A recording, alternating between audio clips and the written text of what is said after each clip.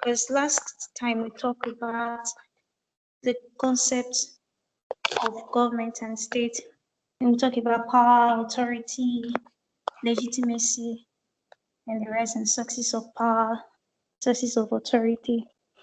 So if you have any question based on that class, you can ask me.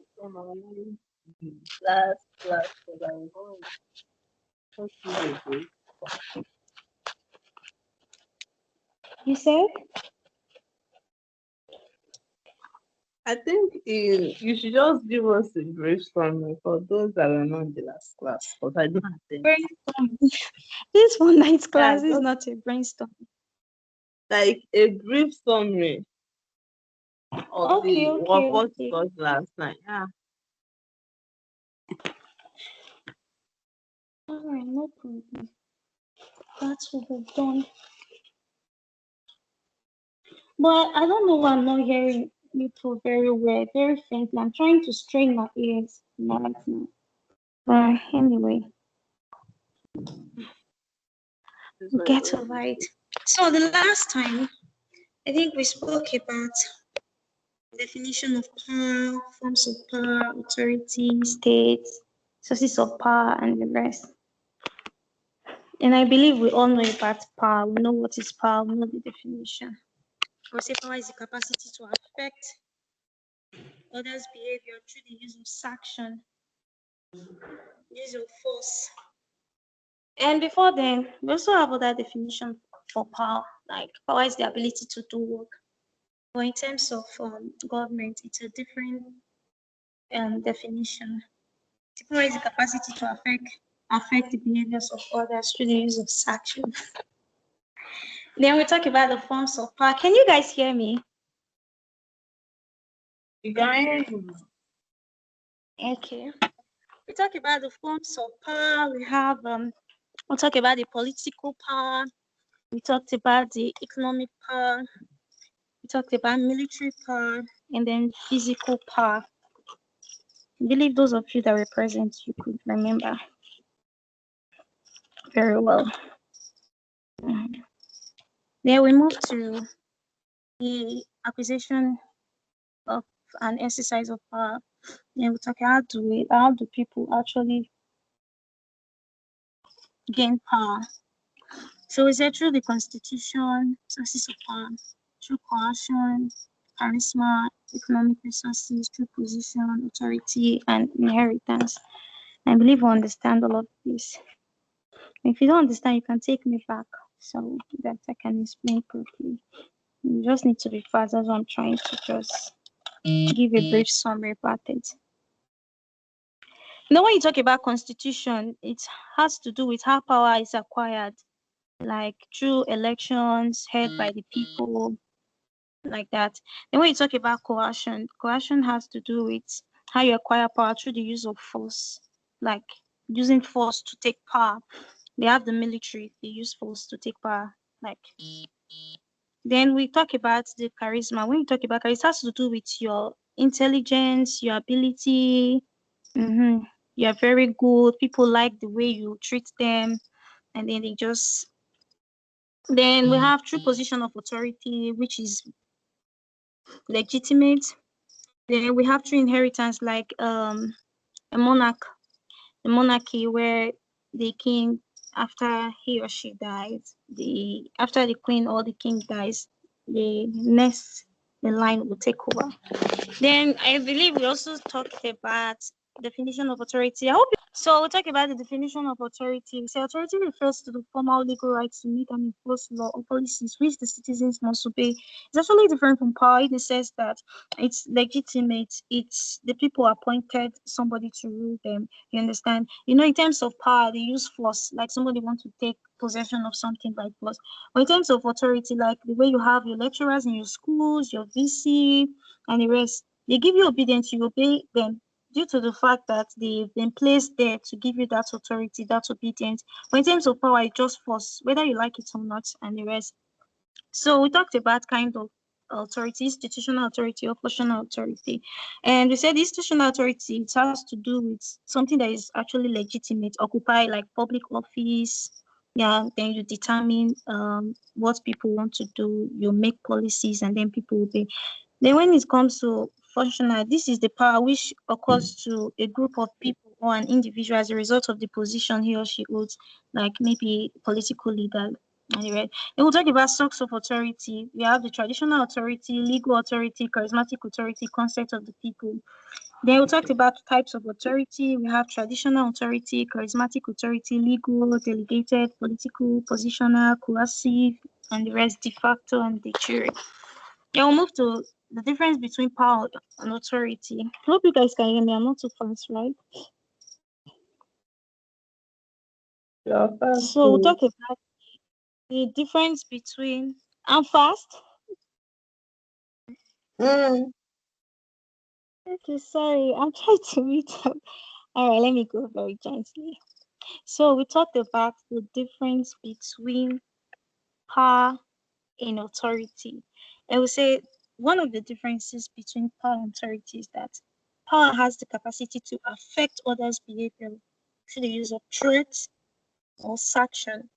But in terms of authority, it's just a legal right to make and enforce law or policies. Like in your school, you already know that the VC is in charge, the lecturers are in charge, so they can give you obedience and you obey them without any argument. But in maybe when something to do with force, maybe somebody is trying to take something that does not belong to him, using force on you, power, controlling you with force, it's actually different from, you see the difference from authority.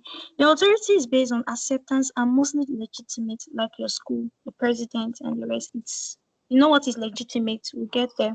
So, but in terms of power, it could be either legitimate or illegitimate, like military power, use force.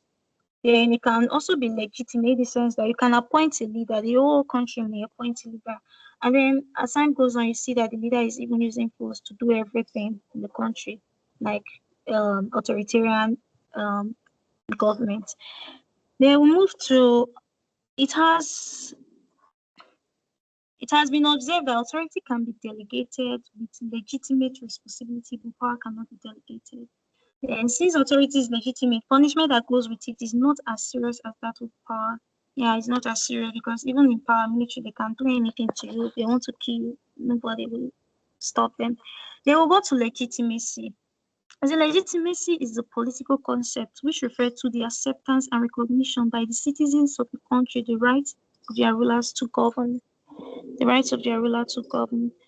That's legitimacy. Legitimate means something that is accepted, something that is recognized, something that is like, that's legitimacy. So in this time, legitimacy is a political concept which refers to the acceptance and recognition by the citizens of the country, the rights of their ruler to govern. Now, a government can be considered legitimate if it comes into power through constitutional means like election, just the way we elected our presidents, our governor in our different states. The people accepted them, they recognized them. They did not enter by force or through any other illegal means. So that's legitimacy. It means these people are accepted, they are recognized by the people, the right to rule them, to control them. Maybe when we get to theories of a state, you understand this submission of power, absolute submission to government. They will talk about factors that determine legitimacy. Say good and reliable. If the government is good, if the leaders are good, then they can be accepted. If they work very well, then good government as well.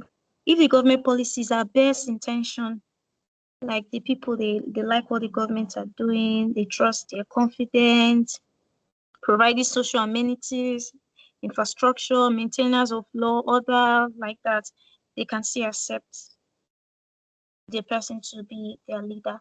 The legitimacy through periodic election. You can vote, you come out to cast your vote. This is the person we want, this is the person we don't want, like that.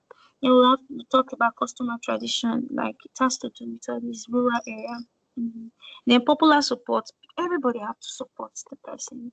Everybody have to ring the election to say this is what they want for the people. No, everybody should agree that this is the person we want to lead us. We accept this person, recognize the leadership of this person. Now we'll move to sovereignty. Hope I'm not too fast. No, ma'am. Sovereignty. Sovereignty means the supreme power and authority of the state over citizens. Take note, because most times you see these questions in either objective or theory. Even this current term was there like that. So sovereignty means the supreme power and authority of the state over the citizens. Now it is the power of the state, like exercised by body of persons known as sovereign, to make laws and enforce them with all the means of coercion. You already know coercion. It cares to employ without any interference by other states. Now, if a state is making a policies, other state cannot come and start making policies for Nigeria, saying this is how they want their constitution to be or their rules to be now, because they're not the one living in our country. So they cannot make rules for us. They cannot impose their rules on us. We have our own rules. We have our own power to make our rules. We can control ourselves and our state. And the same way, we cannot go to the United States of America and start controlling them and giving them our constitution, giving them our rules and trying to impose things on them. No, they have their own constitution, they have their own rights. So that's why I say sovereignty means the supreme power, like the power and authority of the state over its citizens. And it's free from interference from other states. Other states cannot interfere. Now, the idea of sovereignty originated from Jane Baldwin. Please take that down. You might see it in your objective. Those questions are likely to come at. So Jane Baldwin, 1530 to 1590. Yeah, he's a French political thinker and a philosopher. So here, this term sovereignty originated from him. Now we'll talk about the functions, the principle of characteristic and the principal characteristic of sovereignty. We have invisibility, like sovereignty is supreme, final, and with coercive power of the state over the people. You know, I've explained coercive, so you understand, over the people living within the state. This power cannot be divided through it cannot be divided. So government can delegate power to certain agencies like the legislature, the judiciary, but then cannot be divided. So when you talk about indivisibility, just mean that the supreme and the sovereignty is supreme, is final, and with coercive power of the state over the people living within the state, and it cannot be divided. They will talk about absoluteness. Absoluteness. Now, when you talk about absoluteness, it means the power of a sovereign state cannot be restricted. There is no limitation to its legal powers within its areas. So the power of the state cannot be limited. But other states, you cannot go there just within your state. Then when we talk about permanence, that as long as the state exists, sovereignty continues without interruption, except maybe the state no longer exists, without any interruption. Another country cannot come and say they are giving us rules, which means there will be crisis. Then another, independence of foreign country. A sovereign state is independence of foreign countries. Like I said, the United Nations cannot come and impose their rules on us because we have our own sovereignty. They have their own, like that. We have our own power, we have our own authority. They have their own. I believe you guys understand, right? Then we talk about comprehensiveness. This has to do with the power exercised by the government. They are wide and encompassing, their power abiding on everybody in the state. As long as you are a citizen of Nigeria, that power is binding. It's on you. You must obey, whether you like it or not. Then we'll talk about types of sovereignty. We have legal sovereignty. And what's this legal sovereignty all about? It's a body that makes law and enforce same in the state. They are called, that's legal sovereignty. For example, the parliament is a legal sovereign in Britain. The parliament also has the amend power. It has the power to amend the constitution. You understand? For here, maybe you can say legislation. Then we have the political and popular sovereignty. Now, this popular political sovereignty, it refers to that body which is supreme in a state, the will which is ultimately obeyed by the citizens of the state. The electorate constitute the political sovereign. So that's political popular sovereign. The electorate, we voting for the government. I don't know if you understand. So we constitute the political popular sovereignty. Now the will of the electorates ultimately prevail because legal sovereignty is making of law, and people can decide who they want and the rest. So we go to de facto sovereignty, de jure sovereignty, internal sovereignty, and external sovereignty. If you talk about de facto, anytime you come across the word de facto, it means force. It refers to the body of group of people who use force to make citizens obey their will, just like military or yes, that's a perfect example. Military, they use force to make sure that people obey their rules. That's de facto. Then when you talk about the jury sovereignty, it doesn't really need force. It's just a rule based on law and its application imposed on the people. Then we have internal and external sovereignty. I think this question came up last year. Last year. So last year, last year's. Talk about internal, it refers to the supreme power the state has to make and enforce law within its area of authority. The states like Nigeria can make law within its country. Then when you talk about external sovereignty, the power of the state to exist, conduct its domestic affair without external interference. Internal, they are making rules as guiding the citizens in country. Then external, no interference from any other state. The location of sovereignty in a state, I think, okay. Location of sovereignty in a state, location in a federal state, we have the three arms of government and make rules like the legislature, the judiciary, and the executive. We have location in a unitary state. Like in a unitary state, the power is centralized. Like only one person has the power, authority to control the entire state. Unlike Nigeria, where we have federal system of government where power is divided within the three arms. No. So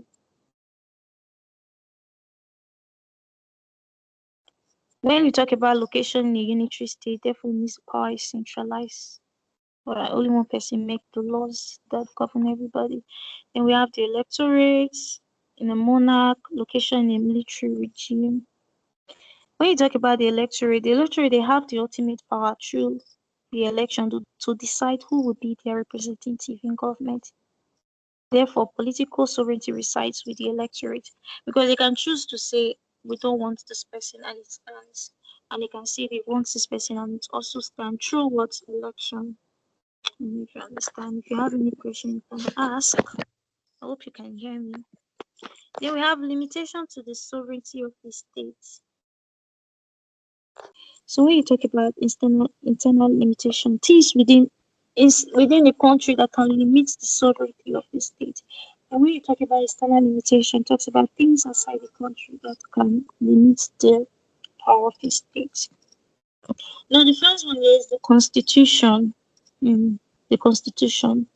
The constitution of states is supreme. Most states, not all states, they are supreme. It defines the power exercised by various levels of government, like how government should exercise their power. It's written in the constitution. So the constitution can actually limit the power of the government. It can limit it. So that's limitation, one of the limitation. Then the electorate, it can also limit the sovereignty of the state because they have the power to appoint who they want. So they have the power to say we don't want this person or we want this person and the rest. So because of this, governments are actually responsible to electorate because they appointed them there. Without them, they cannot be there. Now we'll talk about public opinion also. Can also limit the sovereignty of the state. Public opinion. They take into consideration the opinion of the people, like what's happening, is the government doing well, are they doing wrong? Like so take into consideration everything and they give feedback. They will have the military through forceful removal of democratic government. When the military they notice that the government they are not doing well, all the people are dying, they're suffering, and then to practice, they can actually limit the power of the government by overthrowing them. Then we have customs and traditions, we have resources, and the rest. Then we come to external limitation, like something outside that can limit the sovereignty of the state. One, international organization, like the UNO, AU, ECOWAS, they can actually limit the power of the state. Then we have international law and protection, relationship with among nations of the world states, like international law convention. So this has to do with actually the relationship among nations of the world. Nigeria relating with UK relating with United, everybody coming together to actually relate. Now they have their constitution that binds them, their rules and the rest. So they can actually impose sanction on any country that they don't follow the rules. So then we have internet independence of the states. Most less developed countries of the world depend on developed ones for aid. So like sometimes even Nigeria we're not too stable when it comes to economic things. We still depend on we still want to import and export. So actually this can it limits the power of the state. Can actually limit the power of the state. Then we have military agreement, international finance, external trade, geographical location, all of this can limit the power of the sovereignty of the state. Now the next here is definition of the state. I'm trying to be quick because this was supposed to be the previous class. So talk definition of a state. We all know states. But most people will think when you talk about states, you mean Delta State, um, Edo State, Enugu, like that. But in terms of this state, talks about country, Nigeria is a state, United Nations is a state. So a state may be defined as a political organized body of people inhabiting a defined geographical entity with an organized legitimate government. So in a state, there is actually a person directing and controlling everything in the state. So let's all say it's a geographical entity with an organized legitimate government. Talk about legitimacy. You understand what is legitimacy. Please, if you don't understand, you can draw my attention to the ones you don't understand. Now, the states in this respect is actually free from external control because we have the power to make rules for ourselves. So actually free from external control, like I said when I was talking about sovereignty. Other states can't just come to Nigeria and start making rules. Mm-mm, mm. So we're actually free from external control. Now, a state is different from empire, it's different from kingdom. Like I said, Nigeria is a state, Ghana is a state, Benin Republic is a state, USA is a state. So we'll talk about the features of state. I don't know why this thing is trying like this. When you talk about the features, they are all you can say characteristic of state. There are actually 6 characteristics of the state or features of the state. One is permanence. Sorry, it's not showing very well. The state remain in permanent features. The state is permanent. The government can change many times, but the state remains. Like I said, soldier go, soldier come, barrack remain the same. The soldier they can transfer his soldier man, but the barrack will still be there. That's what state State cannot change. State cannot be moved. Cannot say, okay, since Nigeria is very big, and then maybe Ghana is small, and then let's exchange and move Ghana to Nigeria, and then Nigeria to Ghana. It's not possible. So state remains, it's there. It cannot change. Even if every other thing changes, state does not change. Now talk about a defined territory. A state has a defined territory with limits to its size. It limits to its size. Like Nigeria is big, yes we know. But that does not mean when we say you're talking about Nigeria, we took half of Ghana.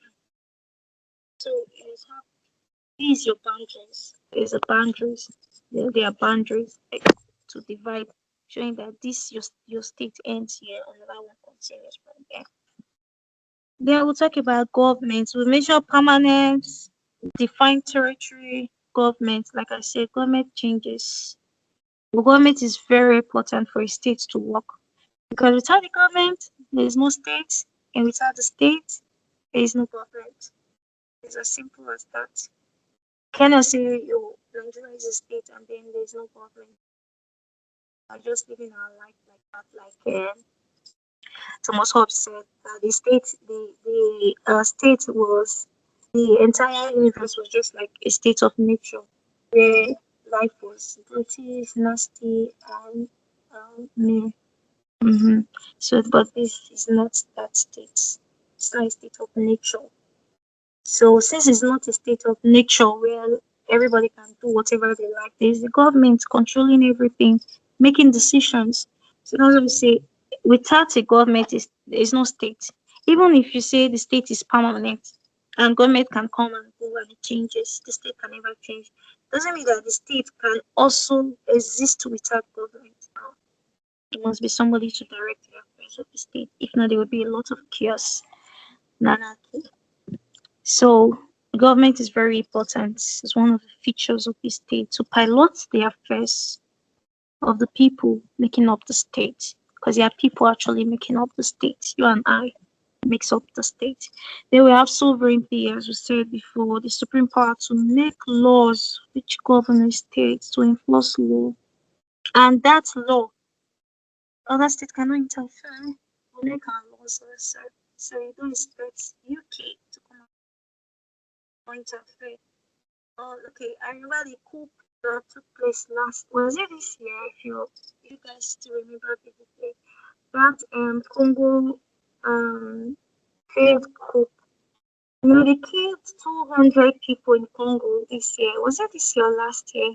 Where people were complaining, oh, the government is wicked. These youths, like 18 to 30 something, wicked, killing the youth. But they cannot make decision for him. He already has the law. Like he can choose to pardon them, or leave them. But then I'll kill them. But then he chose to actually execute. So that's it. Then we'll talk about populations. Very necessary. You know, Nigeria is a large country, but there are countries that are very small. The population matters. You cannot say because you have 10 persons or 5 persons, therefore you make up the state. No, the population matters. It matters a lot. It's important that one of the attributes is just the population. For a state to be called a state, the number of people making that state must be up to a standard, not just you come together, form a society and say it's a state. The recognition, that's the last thing that it's not yet, sorry. We'll open it with the other slide. Recognition. A state must be recognized both internally and externally. If you go everywhere in this world and say Nigeria, everybody knows. If you go, no, I don't think you will go to any country and they mention Nigeria and they will not see people say, oh, I know that country, oh, I want to be there. Or just imagine you go to, let me say, Australia and you say Nigeria and people are like, what's Nigeria? There's no space like that because it does not exist. And for it to exist, it therefore means it should be known by everybody in this world. So the state is recognized everywhere. both internally and externally. Now we'll go to states and nation. Well, if I may ask, what's the difference between states and a country? Is there a difference between states and country?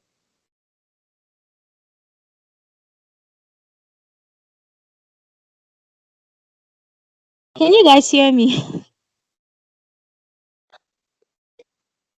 So we'll talk about state and nation. Yeah, state exists where a government or a sovereignty exists. It may lack the feelings of nationality or oneness among the people and yet remain a state. Now let me explain this.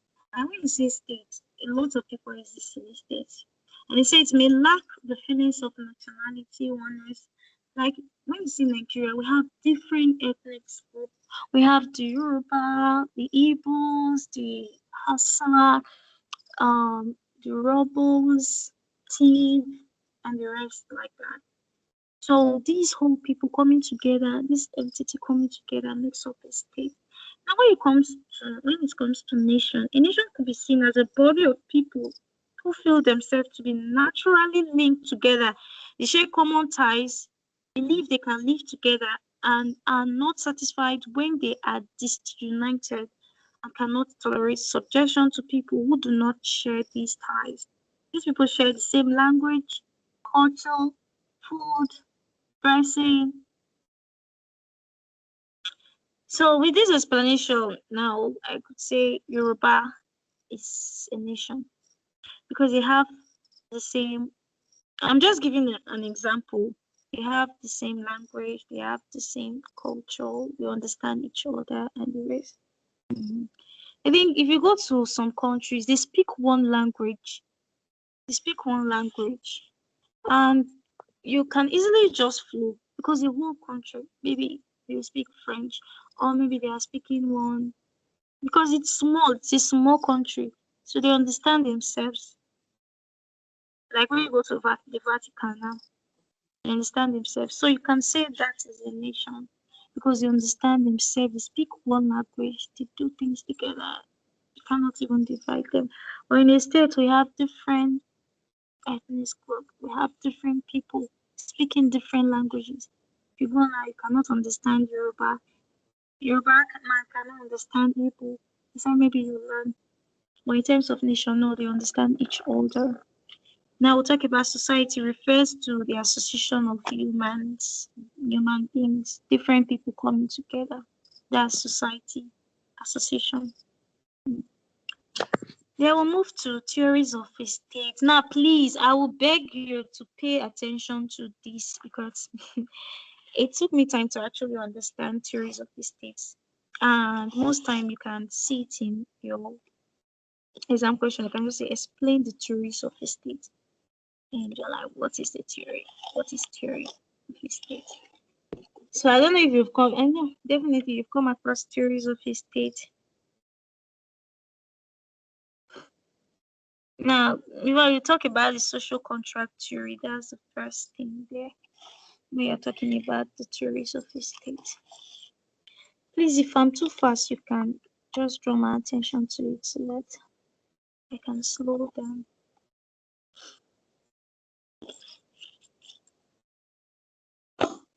I don't know why this one is showing social contract theory first. Now, if you talk about this social contract theory, according to this theory, the political obligation derives from the relationship between the ruler and the ruled. Now, this social contract theory, we listen to the word very well. Social contract is a relationship. The relationship is created by a contract between the people and the government.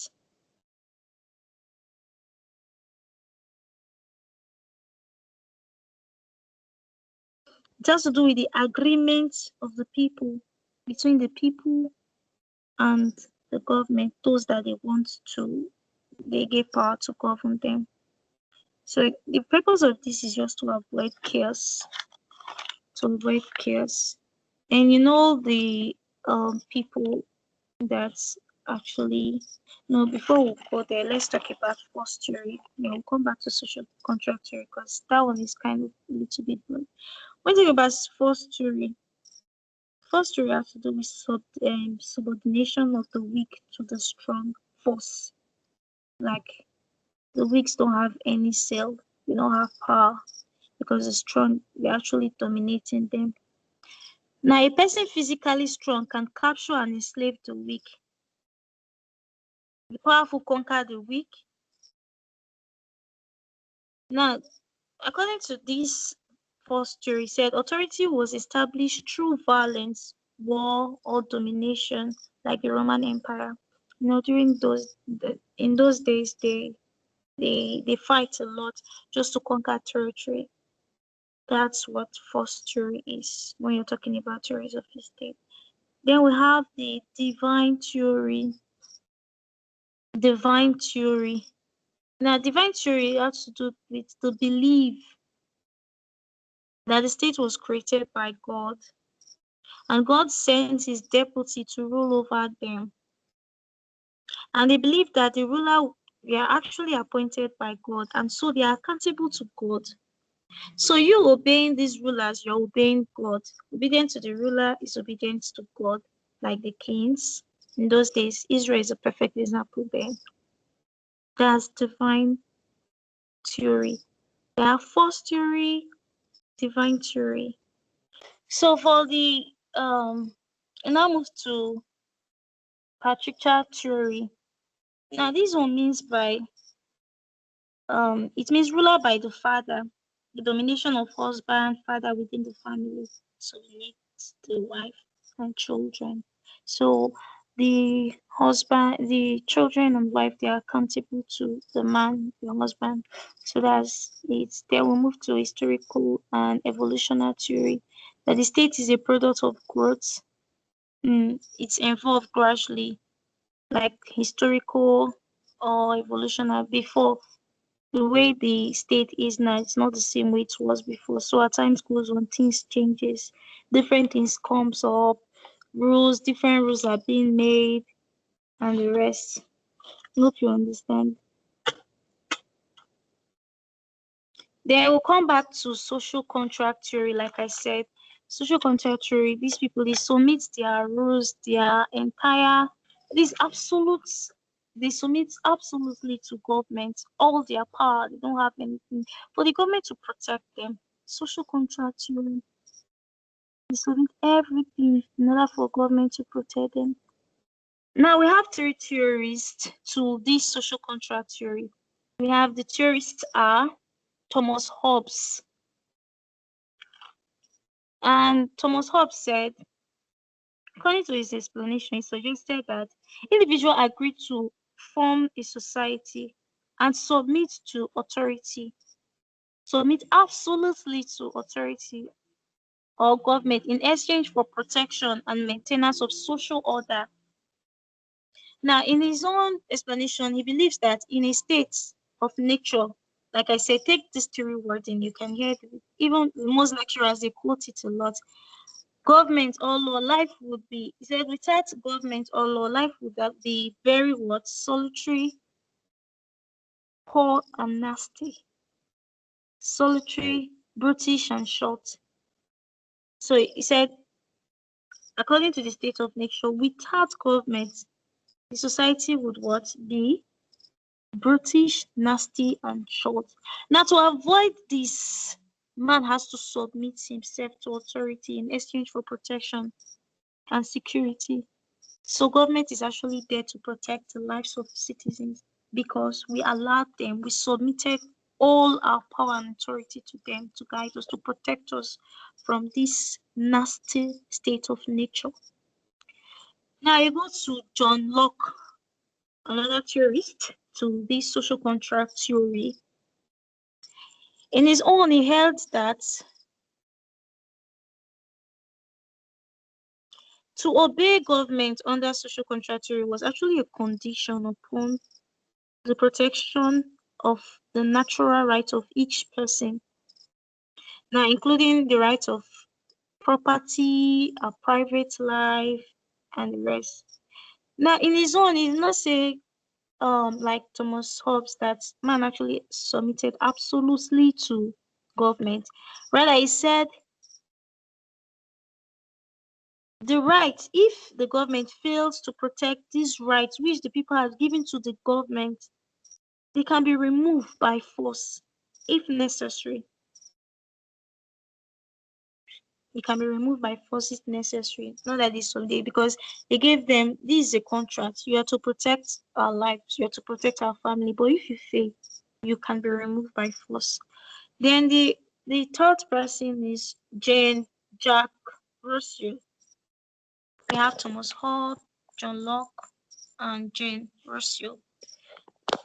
Now he said government exists to enforce sovereign will of society. He said society is the real holder of power, not government. The ruler of law must what? Be created by the people and must be respected in the society. I don't know if you understand. If you don't understand this social contract theory, can draw my attention to it so I will explain it. Like I said before, I say social contract theory has to do with absolute submission of right. It's a contract between the people and the government to submit their right. Because according to Thomas Hobbes, people were living in a state of nature, and he said this the nature was what? Was poor, nasty, and brutish. Short. Because actually anybody can come and kill you and nobody will be held responsible. So in order to protect their lives, to protect their property, they have to submit to government. I think that's all for this. That was for last week. I don't know if I should enter the main one for today, but we can do half because we still have time. But before then, if you have questions, please just ask so that we can move to the next slide. But if no questions,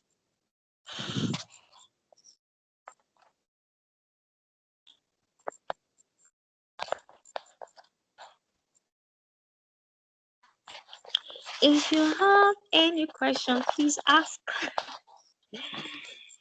I should ask.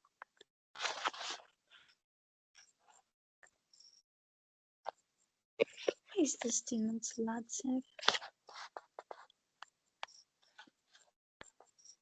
Should I ask?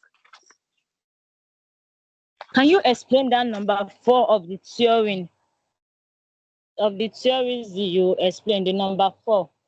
I really don't understand much about it. Can you explain, please? Okay, I'm coming. Thank you. You're welcome.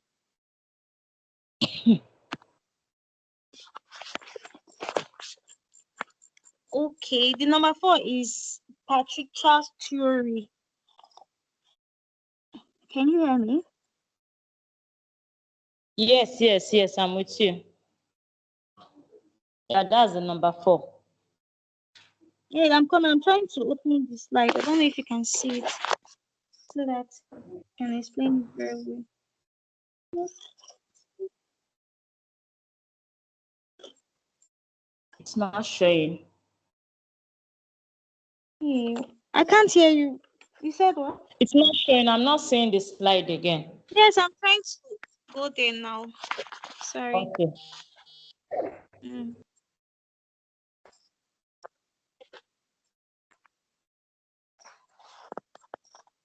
Hope you can see my screen now. Yes, I can see your Now, screen. this Yeah. chart theory means ruler by Okay. the father. Can you hear me? Okay. Yes. Rulers by the father. Now, it means the Okay. domination of husband or father within the family and the subordination of a wife. What do I mean? And children. It means the father is in charge, is the head of the Yes. house. Normally, the father is the head of the house. So now, every other person under this father respects him because Yeah. automatically he's the ruler of the house, he's the head of the house. Okay. So everybody's under him. He makes sure they obey. Men rules. Problem. Okay, no problem. Thank you. So it consists of the father, mother, and children, and which women and children are not subordinate to the father. Do you understand? Okay. Yes, Okay. yes, yes. So any other question? I'm trying to strain my ears to actually hear what you are saying. Mm, you can proceed. If there's any, I'll send it. All right. I love that. Thank you. Now, when you talk about, because we're going to do the structure and organization of government, and when you talk about the arms of government, it means defined as a separation of division of power among the three organs of government in modern political system. And the three arms are what? The executive, the legislature, and the judiciary. Now, like in Nigeria Constitution, it defines the power of each um arms of government, defines it.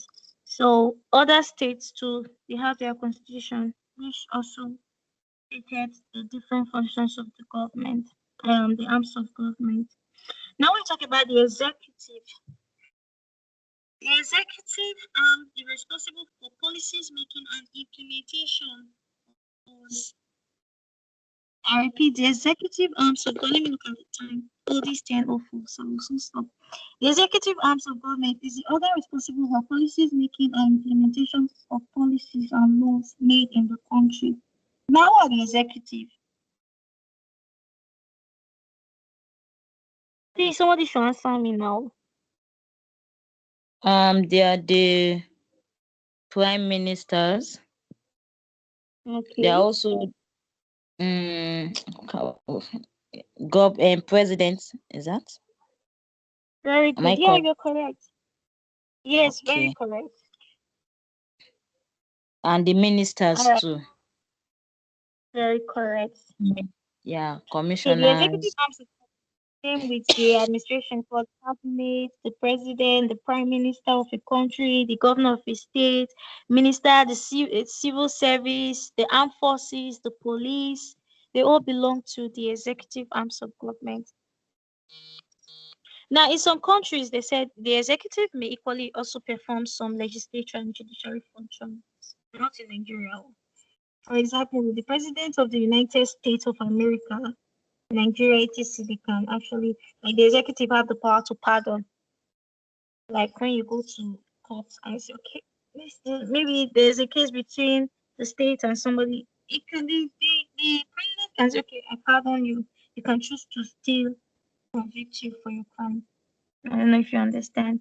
So they have the power of the constitution to pardon offender.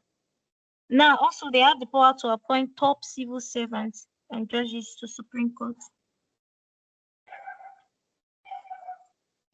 So that's the executive. Now the functions of the executive have a lot of functions. One, policies making formulation. Policies formulation is one of the major functions of the executive. They make laws just as we have it. They have supervision. The executive they supervise the administrative function and direct the executive the laws made in the state. They direct every affairs made in the state. Now, appointment of top officials. They have the power to appoint officials and to remove them if they don't want. If the governor say, okay, this person is not actually doing well, let's remove the person. They will meet these people, they discuss, and then they can remove the person. So you have the power. The declaration of war, you can declare war. You can also maintain peace. You can fight back foreign invasion, like the way Ukraine and Russia they are fighting. I feel, oh, because Ukraine is actually maybe doing something to us and we don't like it, we can actually say, okay, let's us fight them. And then Nigeria can start fighting. So they have the power to declare. Even when you don't want to fight, yeah, see, let's fight. You have to. Their representation, they represent the country. In other countries, like sometimes say, oh, Tinubu has gone out to the United Nations to go and represent us. Their meetings, their functions, they represent the country. So there's a power to pardon. They can pardon offender. those who have offended the state, they can choose to pardon them. They initiate bills. Bill. There are lots of bills. You can say, okay, I want to pass a bill into law, but then you still need the legislature to do that. Okay, let me say, if you want to pass a bill, like I said, you still need the legislature, but they can pass the bill into law. That's their own. The maintainers of law and order, they maintain laws because the police, they are there to maintain the laws, and they're working on behalf of the president and the governor. So those are the functions. Then we have how their power can be controlled, because since they have all the power, their powers are also limited. And who are those responsible for this? Who can limit the power of the executive? The Constitution can limit the power of the executive,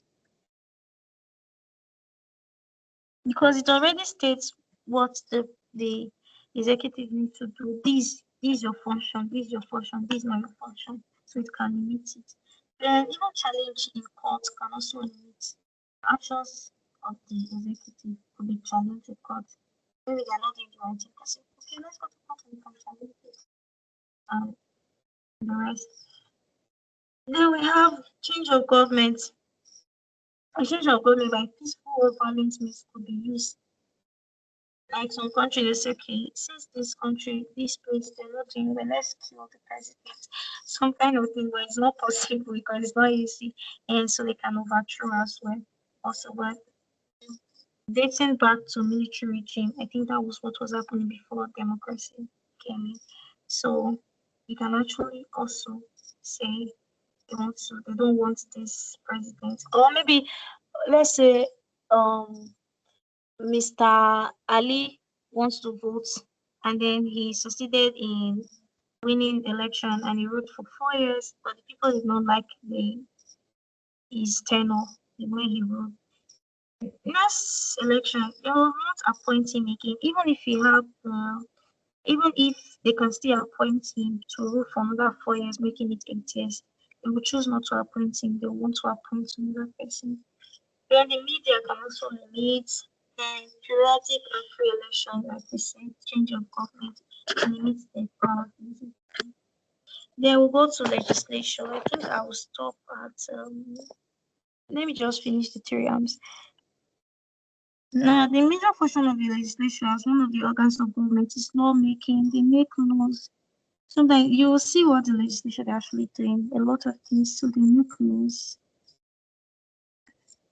Now, who are these legislatures?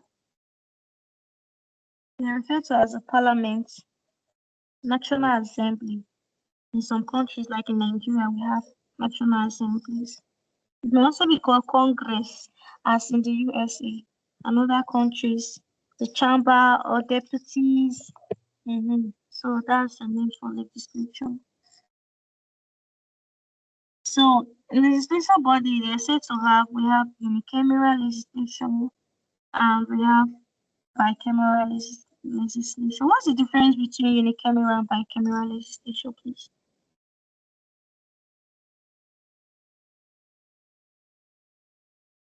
If you can hear me. I don't And then we know. have I can hear you. bicameral. No idea. What's the difference? No idea. Really? Let me hear from another person. Okay. Unicameral, bicameral legislation.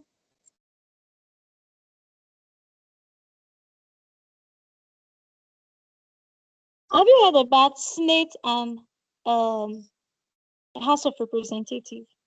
Senate, House of Representatives. Yes, I've heard about it. Okay, House of Senate and House of Representatives. So when you talk about bicameral legislation, it has to do with two chambers, the lower Okay. and the higher chamber. Yeah, okay. Now in Nigeria we have two chambers. which is the House of Assembly and the the House of Senate and the House of Representatives. In USA, we have the House of Lords and the House of and the Commons. Mm? Okay. Then in Nigeria, we have House of Senate and House of Representatives. Representative. Okay. Mm. So when you talk about bicameral, it means two chambers: So, House of Senate, Representative. no problem. So when you talk about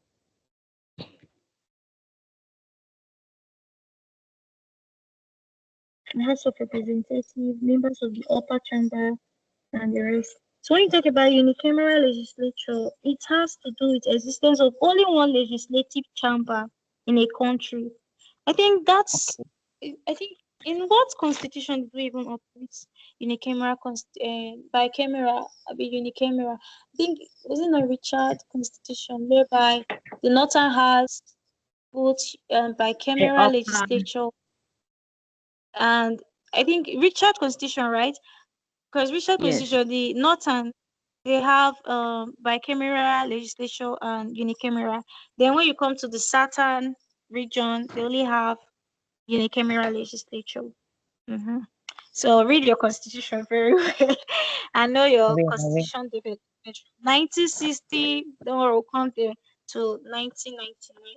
We have from 1922, starting from 1914, 1922, 1946, 1951, 1954, so 1960, 1963, 1979, 1989, and hmm, 1999.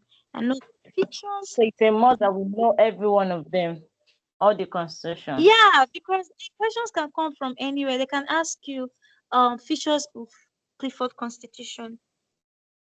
You should know Okay. even objective questions. Say who actually Yes. brought federations, created federation. You have to know. Okay. Mhm. No problem. So you have to learn them. It's not difficult. Just know, like in Clifford Constitution, brought elective principle. You go to Richard Constitution, creation of um a region. You go to um Macpherson Constitution, full representation, autonomous, like that. You go to Literatus Constitution, Supreme Court, and the creation of federation, and the rest, like that, like that, like that, like that, like that. You go to 1960 Constitution, Independence Constitution, 1963 Republican, like that.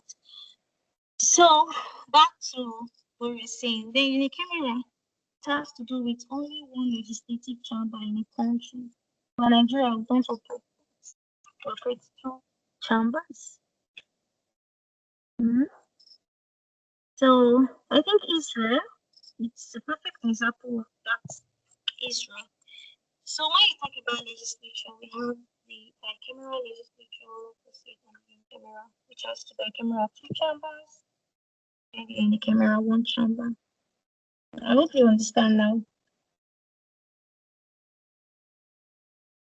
Now we'll talk about Yes, I understand the it.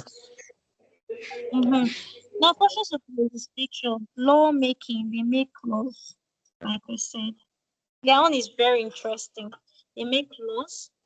They are responsible for. They can impeach the president. Imagine they have the power to say we don't. They can impeach the president, but it has to do with a lot of. I think two-thirds of the people must actually agree to that. So it's very difficult. The process is difficult. For you to impeach the president, it's not easy. So financial control, they control raising and spending of money. So for the president to be transparent, he has to go through the legislature. Okay, this is what we spend, and then they give budget and the rest. The investigation, they conduct investigation into government departments to ascertain how funds are put out, appropriated, and how they are spent. You see how their power is so. They have a lot of power. They have power to approve. It has the power to approve, adjust, or reject the appointments of senior public officers. If a minister, we said the executive they appoint, but then who will approve this? The legislature will still approve. It will have to okay, this person can go. Is it the ministers and ambassadors? So they have the power to reject that appointment and also accept it. Then they have the power of question. They can question the president, they can question the executive, they can petition, they can receive petitions. When a bill is about to pass, maybe the legislature they delegate on matters and then they want the bill to be signed. If the government don't, if the president does not approve and yet two-thirds of the members approve, they can overrule the decision of the president. And then the same way they pass that bill before getting to the president, they can also pass it like that and then make it a law. So they have a lot of power. Then they have power to investigate this. Amending the constitution, they're responsible for amending the constitution. They play a major role in that amending constitution, but it's not easy to amend the constitution. The same way you impeach your president is the same way you amend the constitution. So it's very, very difficult. The creation of states, they're responsible for that. There are lots of things. Approval of declaration of wars. Say the executive they can declare wars, right? Like we earlier mentioned. Now, the legislature approved the declaration of wars and a state of emergency proposed by the executive. They see where their power lies. They have a lot of powers to do a lot of things. I think I should stop here. Should I just finish judiciary, or maybe we'll continue from next so that we can use this few minutes to ask questions?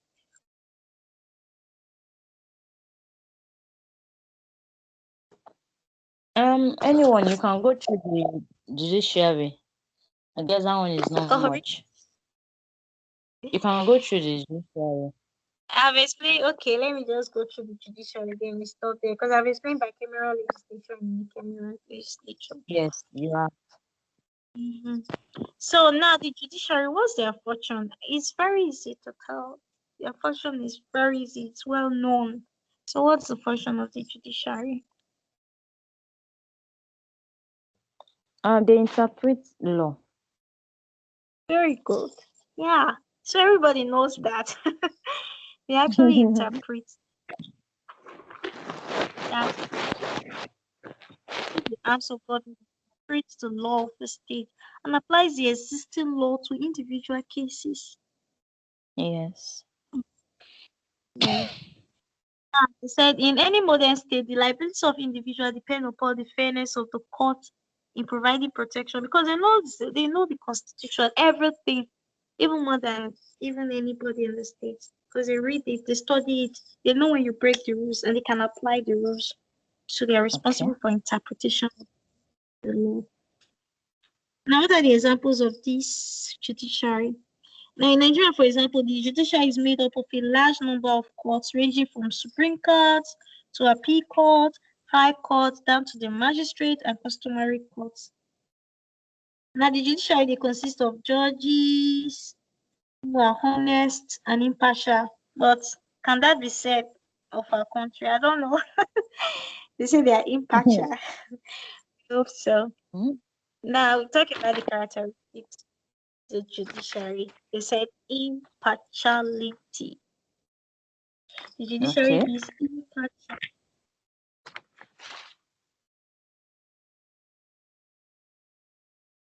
So even if the president offends the law and they know that the president breaks the rule, they can choose to arrest. But anyway, the president enjoy immunity.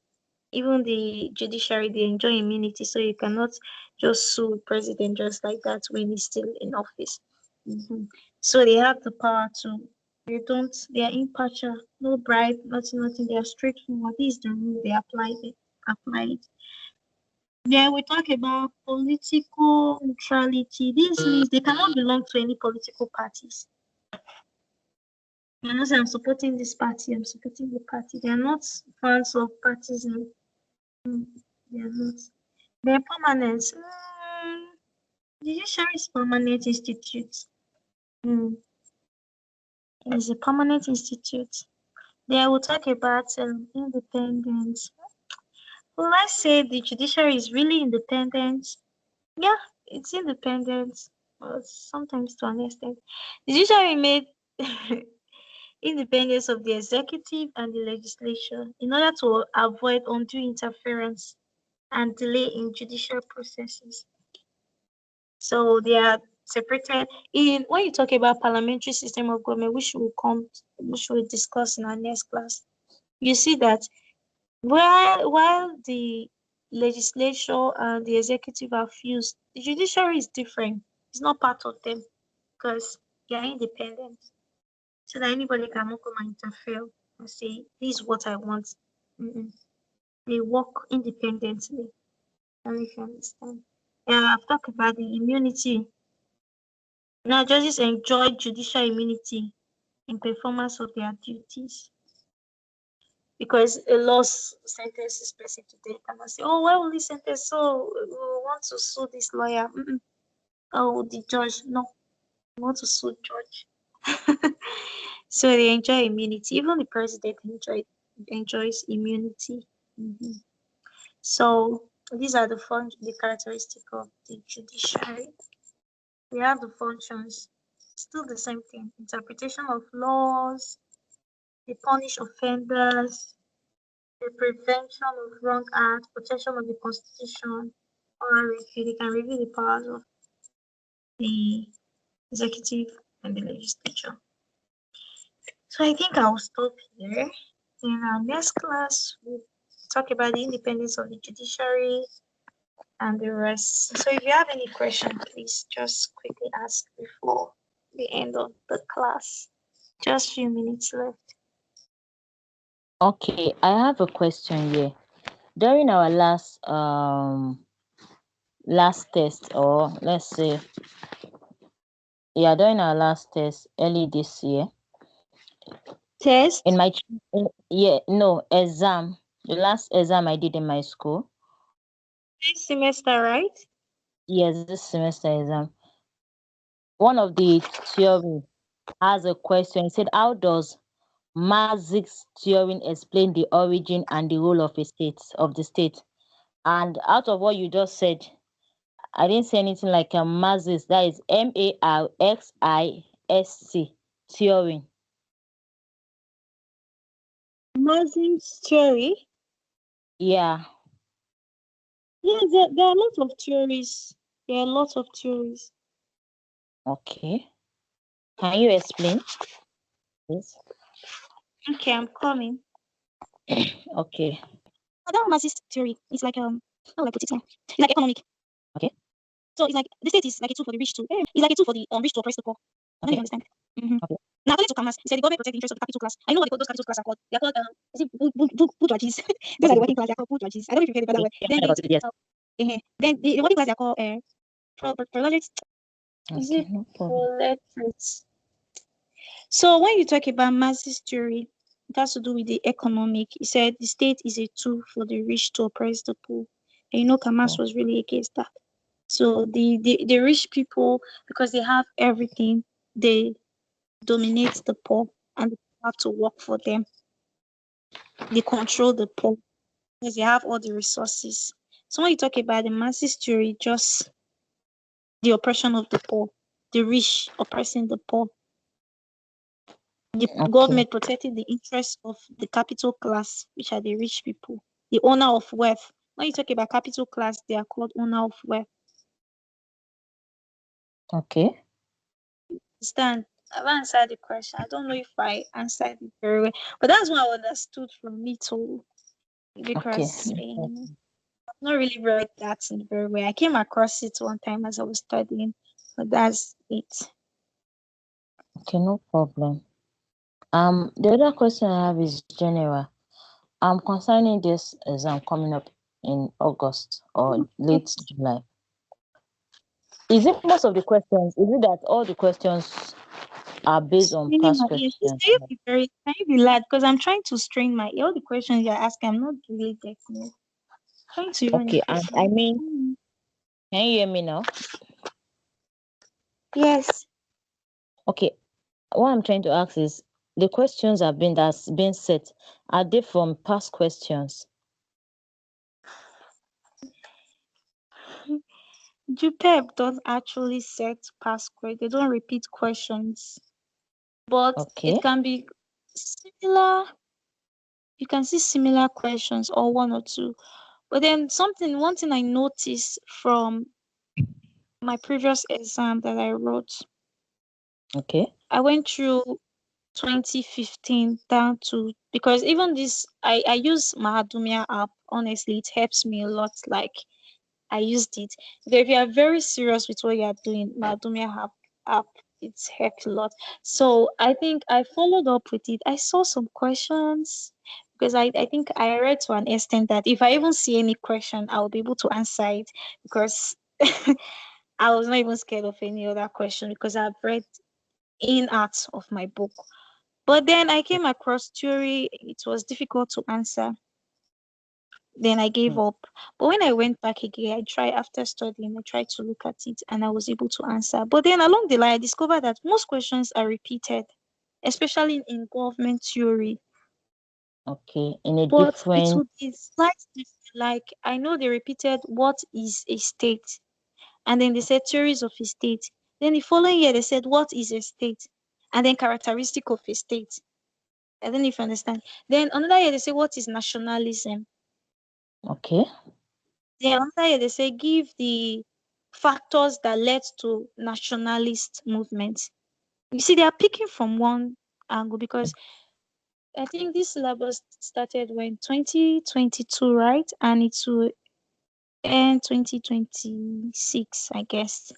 So I Yeah. don't know, for government, questions are likely to be repeated, but not the same.